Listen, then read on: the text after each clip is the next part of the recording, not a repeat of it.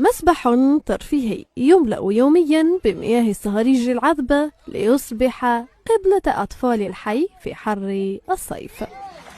اللي ما عندوش امكانيات باش يروحوا البحر يجوا هنا البيسين صافي بريزين، حنا فرحانين كي نفوتوا ندعوا لربي والله يفرحنا ان شاء الله. وهذا الشيء هذا عليه دعوه الخير، راه يفرح كاع البزوز، يفرح ماشي غير البزوز المام الكبار. عمرو داير حاجه شابه للصغار، خير ما يديوهم حتى البحر ويروحوا كاع منا غير هنا في كارتي بوبيلار وينشط الدعوه.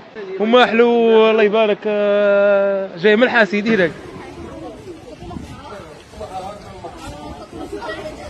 هنا بحي الحمري حيث البساطة تسكن الوجوه ولدت فكرة شاب لم ينسى أيام طفولته بمسقط رأسه، فأهدى أطفال حيه مسبحا للاستمتاع فيه بالمجان.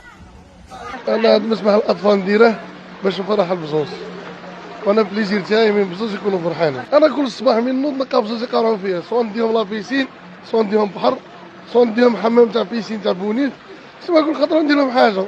هاد الخطرة كنت في فرنسا وجيت جاتني ليدي جبت معايا بيسين وجبتها لهم. رانا فرحانين بعمرو درنا بيسين ورانا نعوموا غير في الحومة. أنا مع والديا ما عندهمش لوطو، أيا ما عندناش لوطو ما غاديش يدينا البحر، كاين هنا نعوموا هوا جارنا. مسبح بسيط قد لا يغير وجه المدينة في شيء، لكنه رسم البسمة والفرح على وجوه العديد من الأطفال.